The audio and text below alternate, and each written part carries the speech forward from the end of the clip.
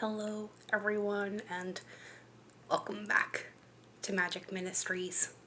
I am Nina Diedrich, the Magic Mom, and well, I'm here for a very different kind of video today. I've been watching a lot of devotional videos made by other people lately in my own soul searching since we've been here, and more about that in a little bit, but let's get to some updates first. Our stay-at-home orders are going to be lifting here in the next 7 to 10 days, I believe, so I am hoping that we will again soon have internet so that I can again join you all live, especially during this time. It would be really nice to be able to connect with all of you, and I know you're all kind of looking for the same thing as well. Remember not to get sucked in though by the fear and the propaganda.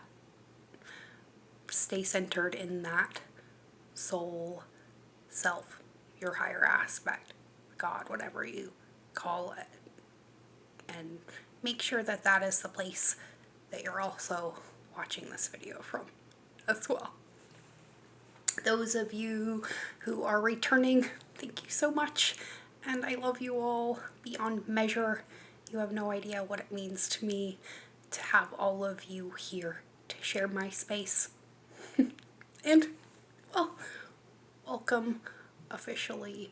I do believe we have it all set up now, so everything is absolutely amazing here. I'm going to be talking about a few different things, but first I want to welcome those of you who are showing up for the first time. This isn't my normal kind of video, but I hope you'll enjoy it nonetheless, and well, that's probably why you push the button, right? So, I've had a few different questions brought to my attention lately. Both my own soul calling, and I'm hearing the same thing echoed in a lot of other people as well, right? We are all a collective. And as I've been taking this forced time to myself, it really hasn't been as awful as other people are making it out to be. We've actually been having a really good time as a family for the most part. I mean, there's always a speed bump, but it's given us a lot of time to reconnect as a family and to focus on things that actually really matter instead of the daily grind and, well, how are we gonna, keep the roof over our head or food in our bellies, right? But what I forgot was everything's always working out for us, and all our wants and needs are met above and beyond our greatest expectation. Always. In all ways. And it's only when I stray from that knowing that shit starts to go south. And boy, has that happened a few times. We had an episode or two with things that were unplanned, and coming up with solutions on the fly is kind of my deal. So we were able to weather those with very little difficulty, and it's just because I keep reminding myself that I've survived 100% of my battles so far, and well, what's one more speed bump? Except for a reason to slow down and maybe smell a few flowers along the way. But I am not the world's most patient person. Ask anyone. I kind of suck at waiting. Waiting is not my favorite thing. The process of things happening too is also not my thing. I hate waiting. When I want something, I want it right now, right? And a lot of us think that, well, when we're being called to do something as well by our spirit, that we have to do it like that as well too. And that's not the case at all, because our higher aspect loves nothing better than the process. The process of us learning and growing and getting to know who and what we are and what we want to be in the future. And part of that is by showing us the things that we don't want to be, right? So everybody poo-poos the contrast, but if that contrast wasn't there, how would you know your light was on at all, right? If everything's darkness and somebody turns on the light, well, there's no more darkness, is there? It's very hard for darkness not to give way to light. But if you turn off the light or put that light under a bushel and hide it, then, well, it's not really the universe doing it to you at all, is it? It's you hiding from who and what you are and what you want to be in the future. So that was kind of my first question. Who and what do I want to be in the future? And what am I now? Well, I'm a mom and a wife and a daughter and a sister. You know, I'm a great housekeeper. I love organizing things. I'm a great cook. I love nothing more than preparing love-filled meals for my family. And in those things I find joy. I'm also a motivational speaker, a tarot reader, an oracle reader. I'm also a medium, a channel. I love to read, you know? And all these things are amazing. But ultimately, the purpose of this body and this life is, well, to house my infinite soul. God, source, life. And to be that in everything I do. Be the joy and the love that I came here to be. Does that mean I don't have bad days and I don't sit there and scream bloody murder like a banshee at my misbehaving children? No. But that's not the place that I come from all the time. That's not the place that I want to be either. But it is a good indication of when shit's going south and I need to pay a little bit more attention of my human vessel. Obviously, if I'm shouting and screaming bloody murder, I obviously need some serious attention. That's not how we're supposed to be normally, right? Because what are we but joy and happiness and the delight of our Creator, whatever you call it. God, source, higher aspect, Allah, Buddha, a God. There's a bajillion. Pick one. And it doesn't matter which one it is. But follow it with all your heart. And find that faith in something more. Something infinitely more. The universe is just waiting for us to make up our minds about what it is that we want and who and what we want to be. And once we make that decision and get out of our own way, the universe has no option but to comply with that belief of who and what we are. So I'm adding gardener to my list as well. We're starting an extremely extensive garden here in our new home, and with the extended growing season, I am going to try very hard by the end of this year to be supplying at least 65% of our food. And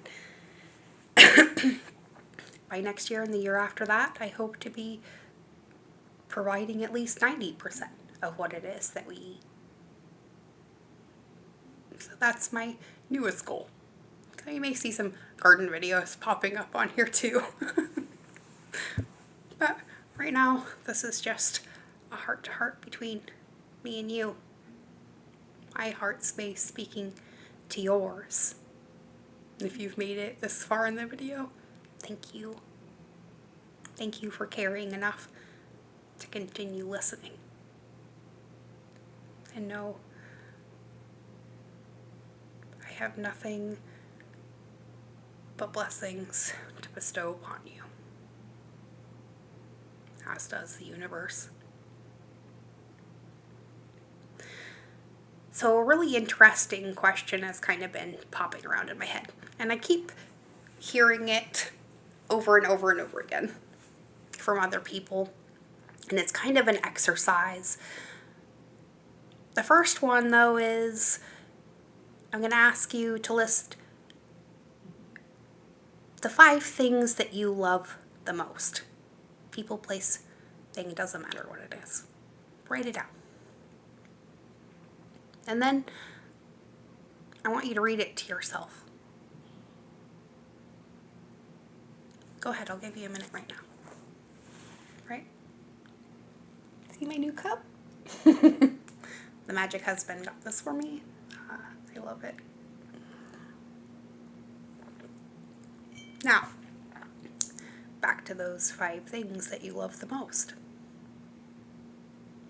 Tell me, where are you on that list?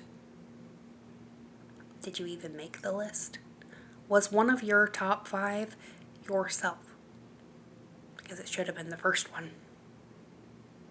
Because remember, we're supposed to be giving from an overfilled cup. And if you did not put yourself on that list, chances are you're not putting yourself first either in reality. I know I wasn't. I definitely wasn't. So I thank you guys so much for giving me the time that I needed. And hopefully we'll be coming back stronger than ever really, really soon. Until then, we're just going to have these little heart-to-hearts via recorded video.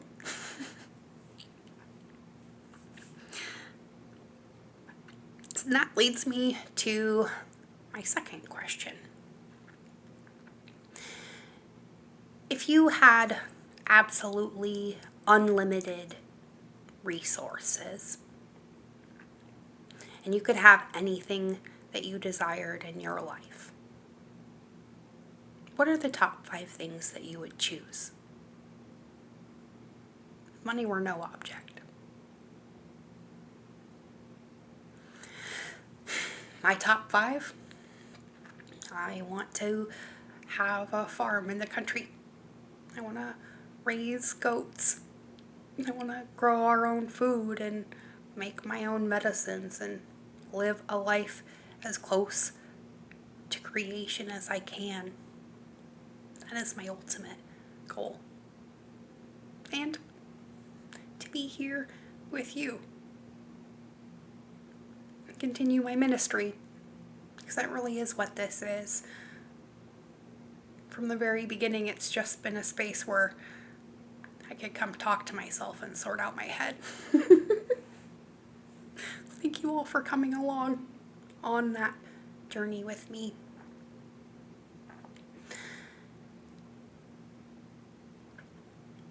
I think as we go through our lives, we spend a lot of time, way too much time, in regret.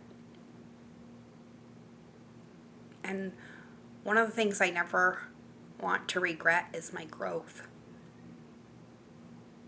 or the times I wasn't.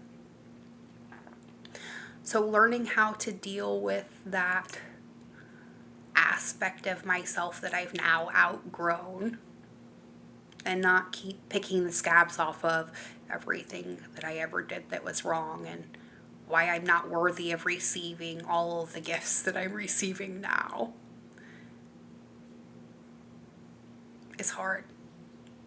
It's probably the roughest thing I've had to go through from a mindset point, is stopping the negative self-talk and surrendering to the fact that I really am worth it.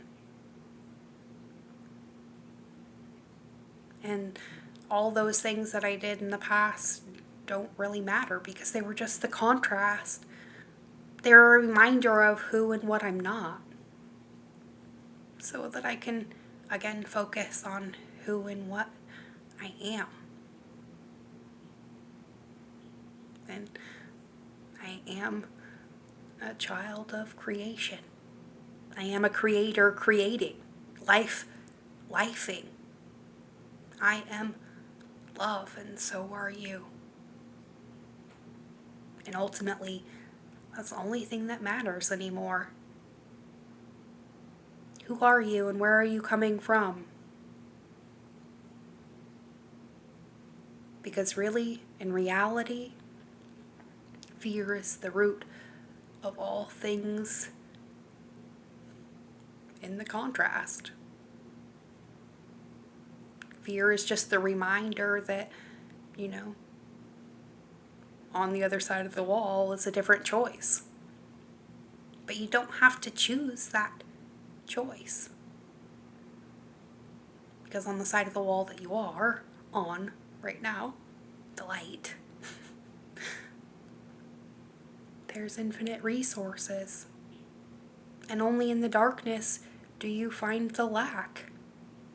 But it's not something that we have to struggle our way out of. We just have to surrender to the fact that that's not who and what we are. We are light and love and joy and happiness.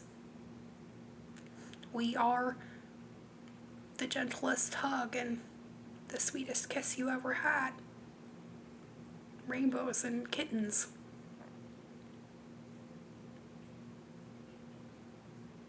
But there has to be that contrast, that reminder, that constant reminder of what we are capable of. And there are times where you're going to have to use that other self, and that's called living in the gray.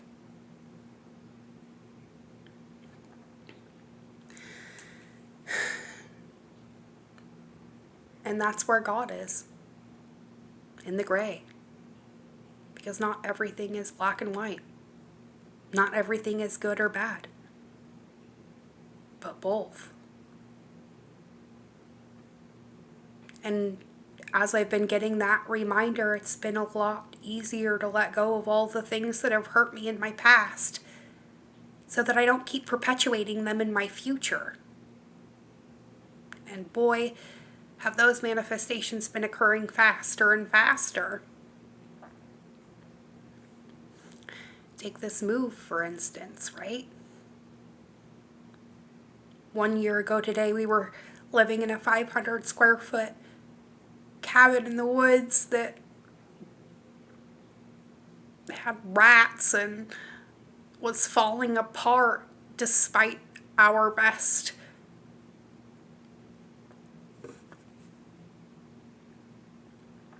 and had been flooded, and we were sick because of the mold. And so when we were told that we were going to have to move, at first it was all we knew. We didn't know where we were going to go. We didn't have money saved up. We were very much living paycheck to paycheck. And that was when I went out and started working out outside the home again. And that was hard. That was hard and conflicting for me as a wife and a mom, to not be there anymore when I always was, and to have other responsibilities besides the ones that I really wanted. And it was a constant battle with myself every day. Go to work to get the paycheck that we desperately needed, or stay home and, sink the ship further. So it was kind of a no-brainer. I went back to work, and it was really good for a while, and then we were told we were gonna not have to move, and then we made it all the way through the summer, and everything was good, and then the end of the summer hit, and oh, you have 30 days now. And we had just put a whole bunch more money into the house, like everything that we had, and because we thought we were going to be able to stay, and then that rug was pulled out from underneath us again too. And my husband had been living there and taking care of this place and bringing it back from the brink of death for 10 years, and we were doing our best to be good stewards of the property, and we didn't quite understand why all of that was happening. And now looking back on it, I realize it was just creation making room for this move. Because here I am, a year later, in another state, close to my daughter and my grandbaby, living a life I never dreamed I would live. We're now in a, 2,800 square foot house, and I'm putting in an elaborate garden, and the only thing missing is my goats and my chickens. And life would be complete. And I can wait for those things because I know that they'll come. And right now, this is where we need to be. My son still has 3 years left of high school. I can wait that long for my big adventure. We can let him get launched from this launching point first before we start. And it gives me 3 more years to learn all the things that I need to learn to become a good steward of our future homestead. It gives me 3 long years to dream. Dream all those dreams. And give creation all those launching points. And there's nothing that I have to do. I just have to follow the signs when they're brought to me. And have faith. And be patient, no matter how hard it is to wait. And think of all those details of all the things that I would love if, I had infinite resources. And while I personally may not have infinite resources, the universe does. And the universe wants nothing more than to keep giving me more and more and more of what I ask for. And I didn't know how that was going to happen. I didn't know how all this was going to work out. But we were given the opportunity to take this jump, and we did it. It was the scariest thing we ever did. And it was the longest 10-day journey of our lives. But I wouldn't trade it for anything. Because now here I am, telling all of you, you can be the light and the example too. You can show the world your dreams can be answered by creation if you just believe. Honestly, that's probably the only reason I'm even still here. When I was born, my mom was only 28 weeks along and her water broke, and there was no way they were going to stop me being able to come. And I was born 12 weeks early. I was 1 pound 6 ounces at birth, and they told my mother that she should probably start making funeral arrangements. And she almost believed them. And my dad showed up, and he said I gripped his hand so hard, and I was crying so loud, and I'd only spent 1 day on a ventilator. He knew right then I was going to be just fine. You know, they told my mom I would never walk because I have spina bifida and I have 2 holes in my spine. I'd never be able to have children. I probably wouldn't even be able to talk. I would have a horrible quality of life. And never once did they give up on me.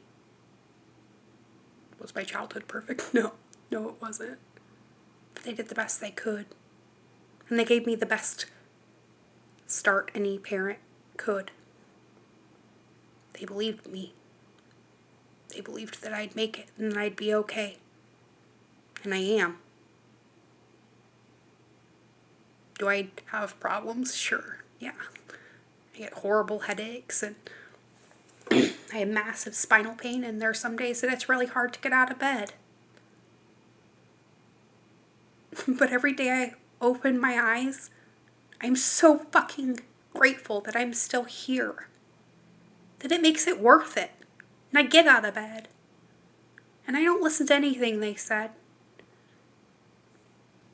And here I am, talking to you. Not in a wheelchair. Still using all 4 of my limbs. And I have 3 amazingly awesome children. 3. And I wasn't supposed to have any. And that's why the word can't does not live in my heart or my home. It's the one thing I never allow my children to say. Because there's always a way.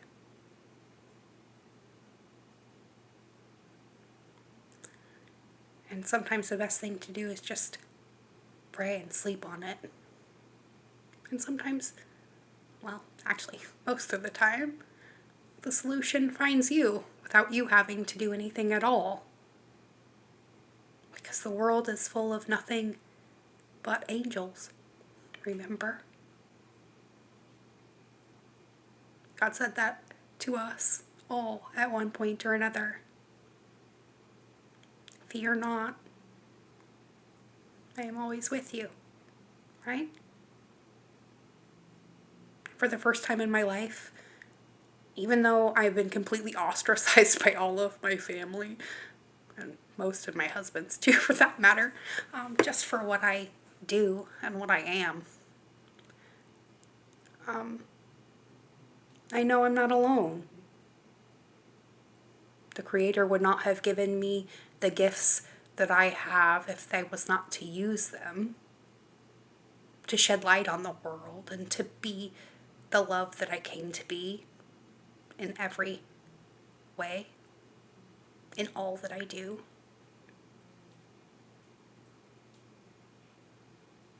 So,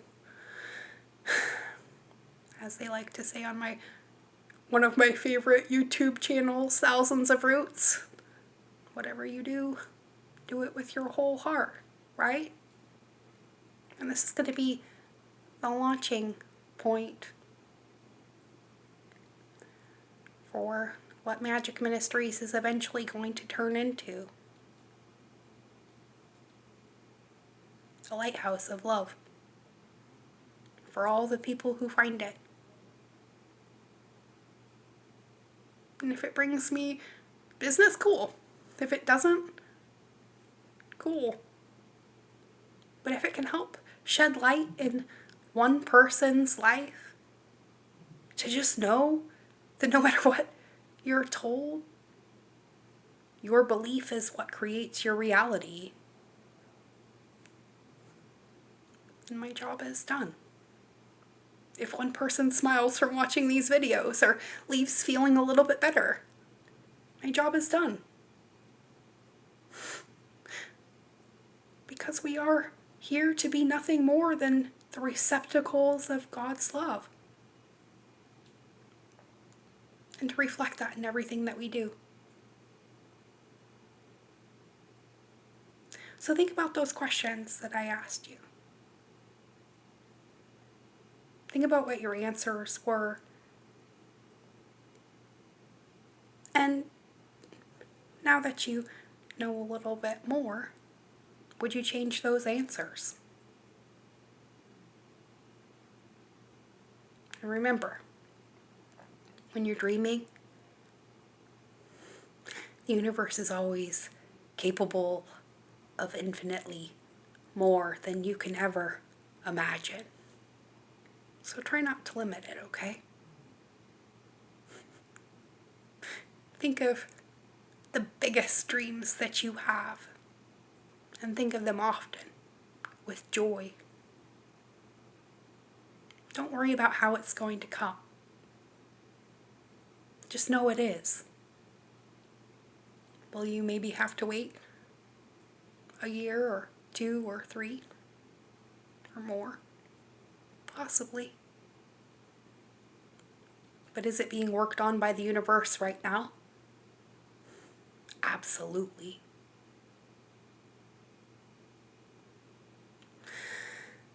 So, since you've sat here with me for this long, how about we pull a couple cards and then I'll let you guys get out of here. Thanks, though. Thanks for listening. Sometimes the best thing we can do is talk to ourselves, right? Okay, let's pull a crystal card.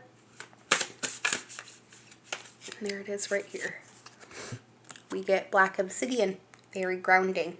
It says, release negative thoughts, maintain attention on the present moment, increase your situational awareness, and improve responsible thoughts and actions.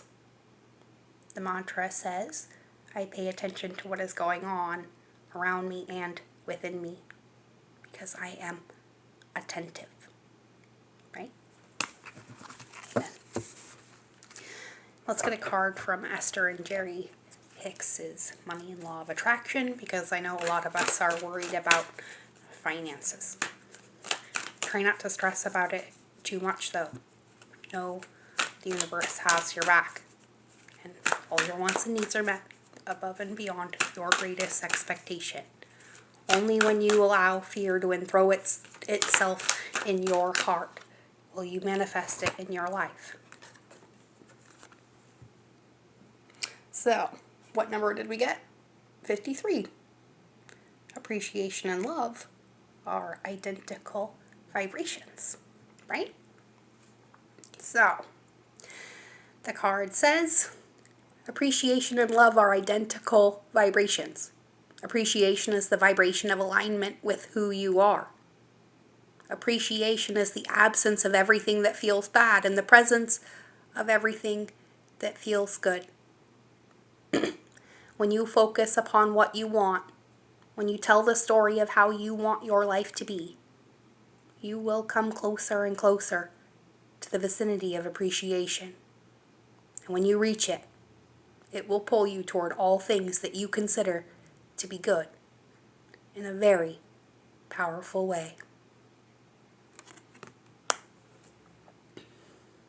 So, just like our favorite affirmators card says, trust and stop being a defensive wiener.